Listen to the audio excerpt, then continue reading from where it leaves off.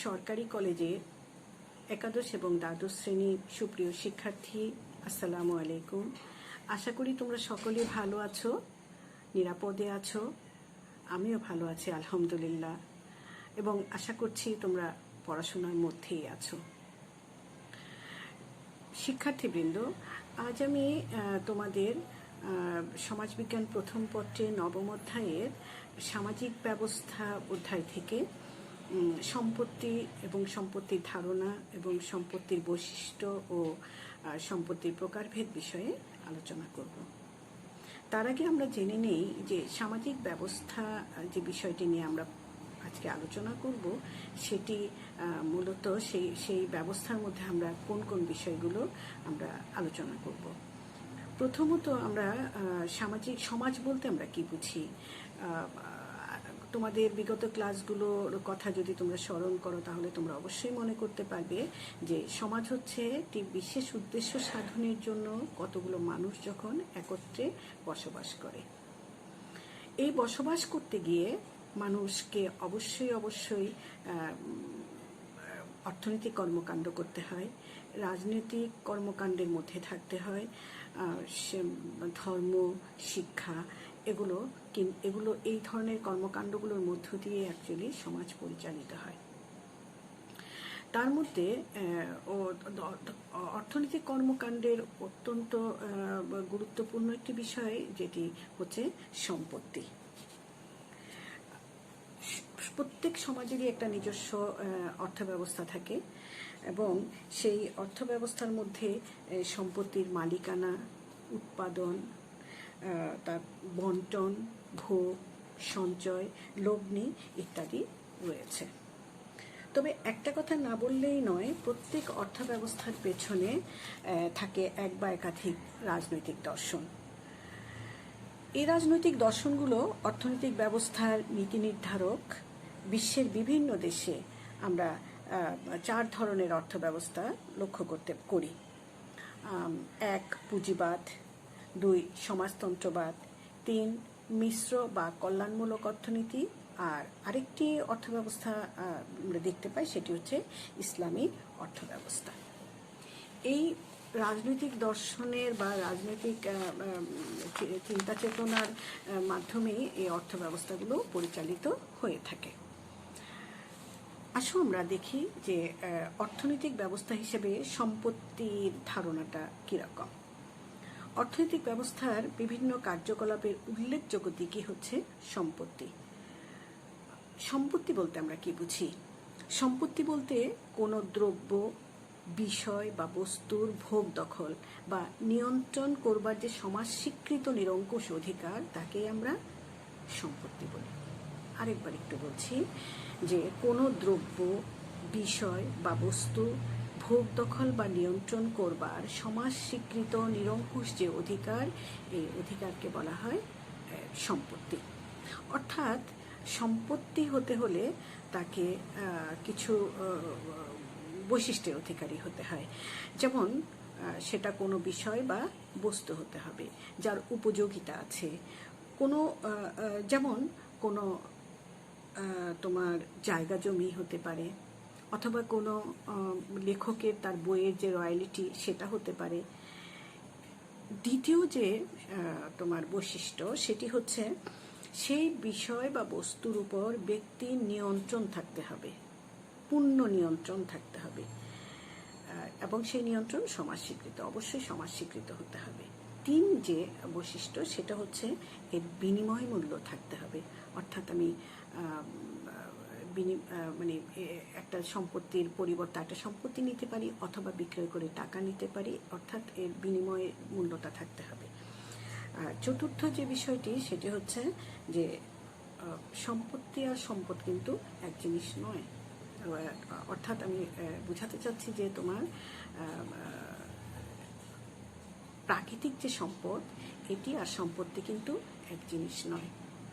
সম্পত্তি হচ্ছে তোমার আমি যে বৈশিষ্ট্যগুলোর কথা বললাম, যে সেটা বিষয়বস্তু হতে হবে, যার তোমার তার উপর ভোগ দখল করার যে বা নিয়ন্ত্রণ করবার যে সমাজ স্বীকৃত নিরঙ্কুশ যে অধিকার, এই বিষয়গুলো থাকবে। কিন্তু যেটা প্রাকৃতিক সম্পদ, সেটা যতক্ষণ পর্যন্ত প্রকৃতিতে স্থিত অবস্থায় আছে, যেটা যেটা কখনো রাষ্ট্র বা ব্যক্তির হাতে আসছে না, ততক্ষণ পর্যন্ত এটা কিন্তু প্রাকৃতিক সম্পদ।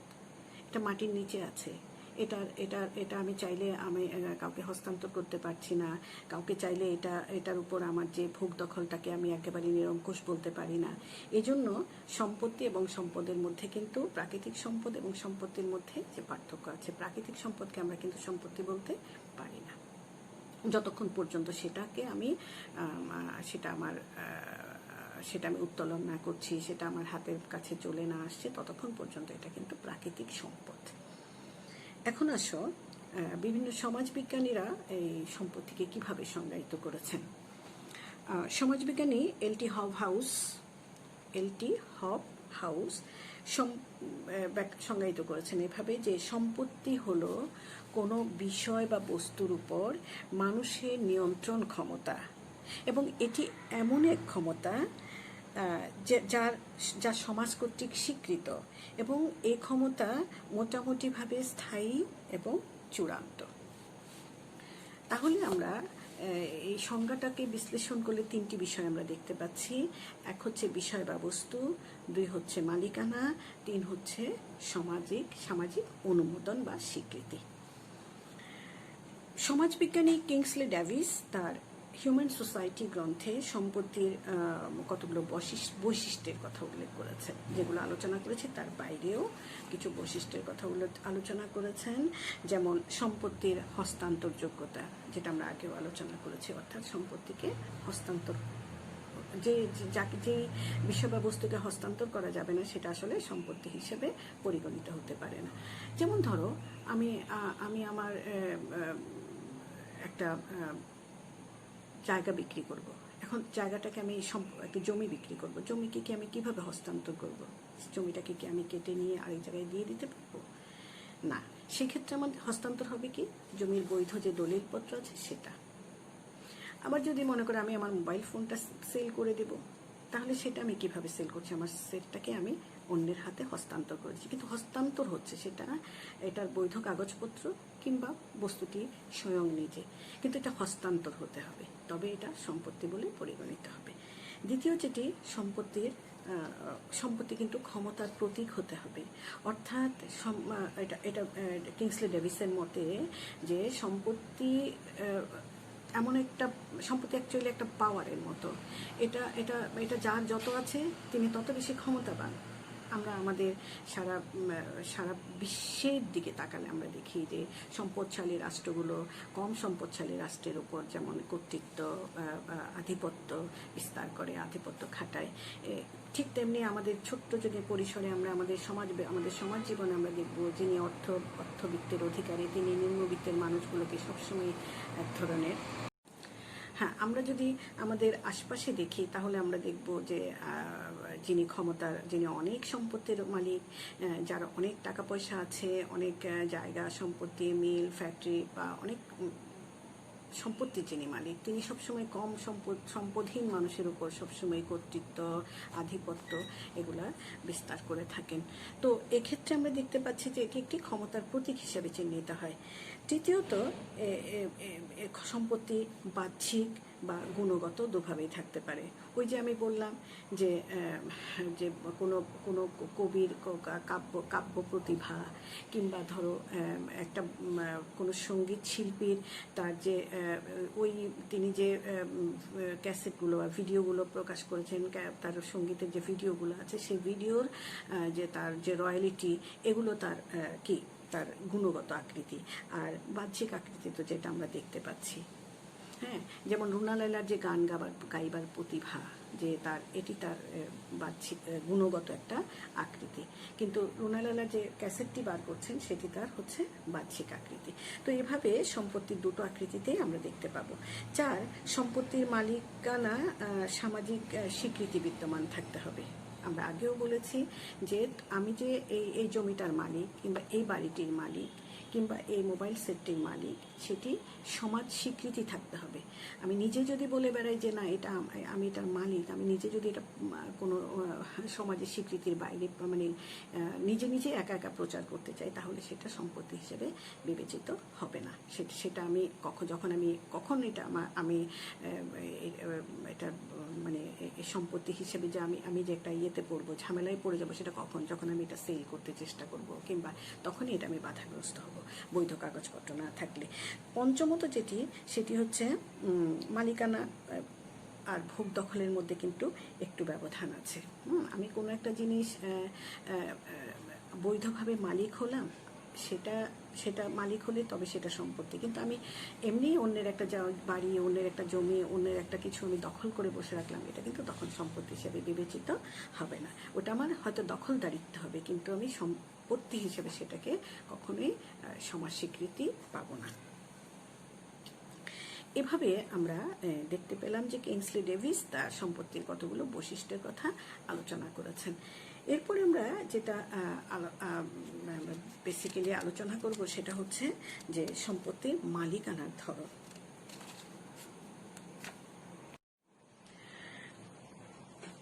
সুপ্রিয় শিক্ষার্থী, আমি এ পর্যায়ে আমি সম্পত্তির ধরন বা মালিকানা বিষয়ে আমি আলোচনা করছি।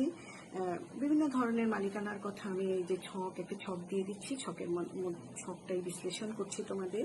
আমরা প্রথমত যেটি দেখতে পাচ্ছি যে সম্পত্তির সমষ্টিগত বা সামাজিক মালিকানা। একটু ব্যাখ্যা করি। সাধারণত সমাজতান্ত্রিক সমাজেই সমষ্টিগত মালিকানা বিদ্যমান থাকে। এ সমাজে কৃষি জমি, শিল্প কলকারখানা ইত্যাদি উৎপাদনের যন্ত্রগুলো বা উৎপাদনের উপকরণ সমূহ সামাজিক মালিকানায় পরিচালিত হয়। আমাদের সমাজে কিছু কিছু শিল্প প্রতিষ্ঠান সামাজিক মালিকানায় বা রাষ্ট্রীয় মালিকানায় রয়েছে। যে কোনো জাতীয় সম্পদ বা সম্পত্তি হলো পাবলিক প্রপার্টি বা জনগণের সম্পত্তি। বস্তুত জনগণের সম্পত্তি সমাজ বা রাষ্ট্রের মালিকানায় পরিচালিত হয়। আমাদের দেশে আমরা অনেক সরকারি কলকারখানা আমরা দেখতে পাই, আমাদের অনেক সরকারি শিক্ষা প্রতিষ্ঠান যেগুলো সরকার কর্তৃক পরিচালিত হয়, সরকারি মালিকানায় থাকে। তো এগুলো হচ্ছে তোমার সমাজ বা রাষ্ট্রের সম্পত্তি। এরপরে আমরা যেটা দেখতে পাচ্ছি সেটা হচ্ছে তোমার যৌথ মালিকানা। যৌথ মালিকানা আবার দুই রকম। একটি হচ্ছে যৌথ পারিবারিক মালিকানা, আরেকটি হচ্ছে শেয়ার ভিত্তিক দলগত মালিকানা। যৌথ পারিবারিক মালিকানাটি আমি ব্যাখ্যা করছি যে আমাদের সমাজে এমন সম্পত্তি রয়েছে যার মালিকানা পরিবারের হাতেই ন্যস্ত থাকে। পরিবারের সব সদস্যই সম্পত্তির মালিক হন। সাধারণত পরিবারের কর্তা ব্যক্তি কিংবা স্বামী বা স্ত্রী জমিজমা অন্যান্য সম্পত্তির মালিক, তথাপি পরিবারের সবাই সেগুলো সমান ভাবে ভোগ করে। পরিবারের অন্যান্য সদস্যরা সেই ইনকাম করুক না করুক, সবাই মিলে সমানভাবে সেই পরিবারে বসবাস করে এবং সেই সম্পত্তির উপর অধিকার রাখে। পরিবারের কর্তা ব্যক্তি তার পরিবারের সদস্যদের সে অধিকার প্রদান করে। এই যে এইভাবে সমস্ত সম্পত্তি বংশ পরস্পরায় যে সবাই যে ভোগ করছে, এটাকে যৌথ পারিবারিক মালিকানা বলা হয়। দ্বিতীয় আরেক ধরনের যৌথ মালিকানা আছে, যেটা হচ্ছে শেয়ার ভিত্তিক দলগত বা যৌথ মালিকানা। সেটা ব্যাখ্যা করছি। সমাজে আমরা শেয়ার ভিত্তিক দলগত বা যৌথ মালিকানা দেখতে পাই। একদল ব্যক্তি যৌথ প্রচেষ্টায় একটি বাণিজ্যিক প্রতিষ্ঠান গড়ে তোলে। মনে করো 20 জন মানুষ, 10 জন মানুষ,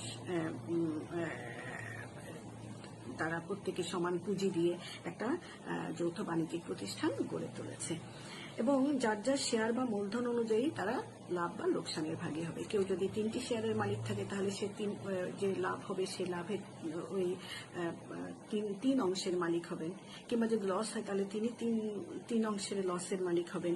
এভাবে যে যৌথ শেয়ার ভিত্তিক বা দলগত মালিকানা ভিত্তিক প্রতিষ্ঠানগুলো আমাদের সমাজে প্রচলিত আছে। বস্তুত এক্ষেত্রে ওই সকল ব্যক্তি দলগতভাবে ওই বাণিজ্যিক প্রতিষ্ঠানের যৌথ মালিকানার অধিকারী হন।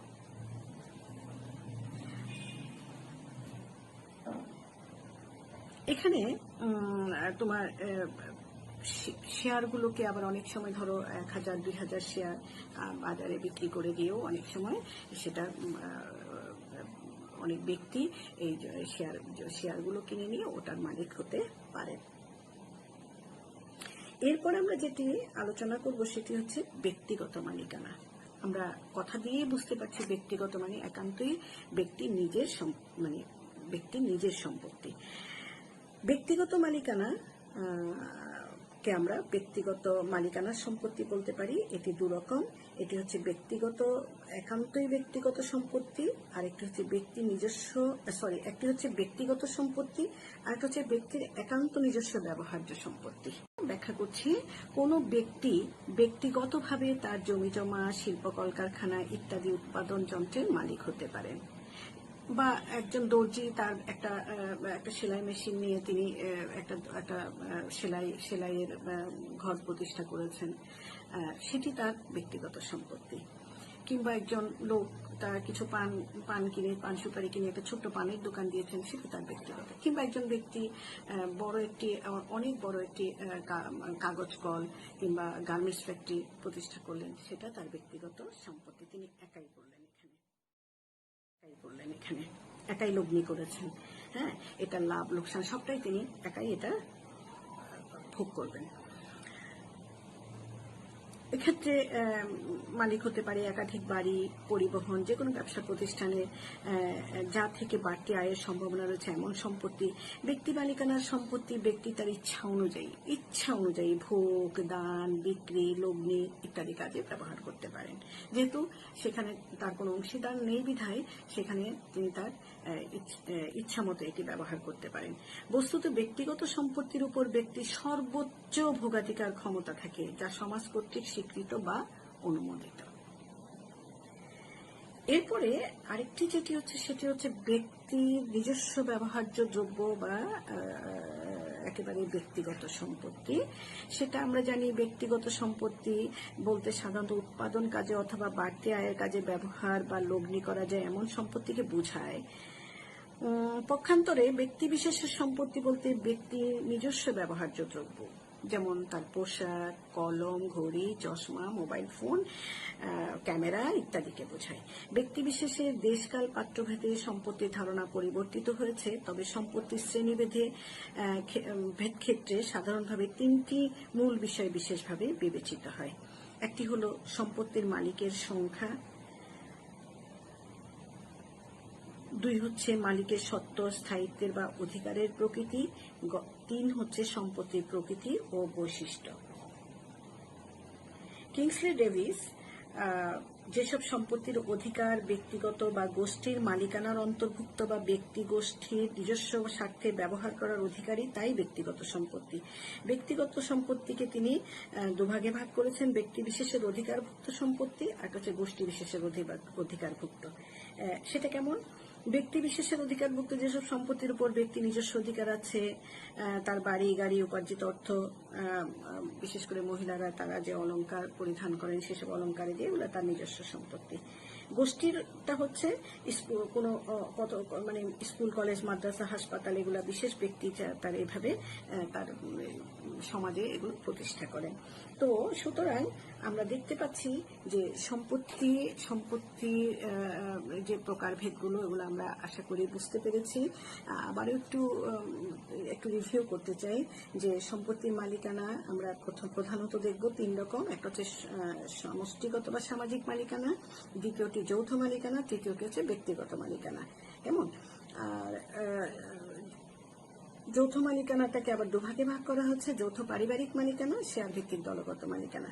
ব্যক্তিগত সম্পত্তিকে দুভাগে ভাগ করেছে, একটা ব্যক্তিগত সম্পত্তি, একটা হচ্ছে ব্যক্তি নিজস্ব ব্যবহার্য সম্পত্তি।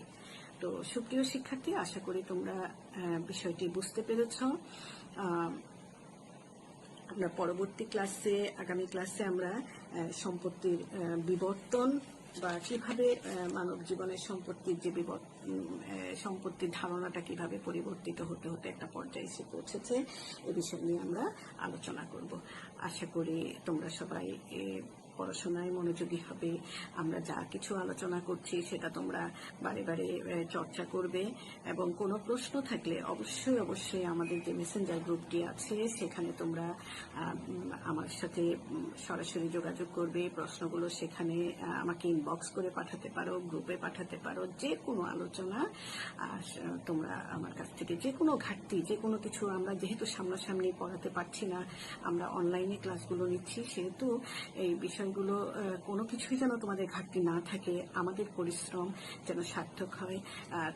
তোমরা যদি নিয়মিত চর্চা করো, একটু যদি গুরুত্ব দাও যে আমাদের শিক্ষা ব্যবস্থাটা আসলে আমূল পরিবর্তন হয়ে গেছে। আমরা যে পদ্ধতিতে এতদিন আমরা পড়িয়েছি, তোমাদের মুখোমুখি হওয়ার সুযোগ আমাদের নেই। অতএব কোনো ঘাটতি যেন আমাদের না থাকে, আমরা বিকল্প ব্যবস্থাটিকে যথাযথভাবে ব্যবহার করব, এটাই আমাদের মাথায় রাখতে হবে। সবাই ভালো থেকো, নিরাপদে থেকো, সবার সুস্বাস্থ্য কামনা করছি। খোদা হাফেজ।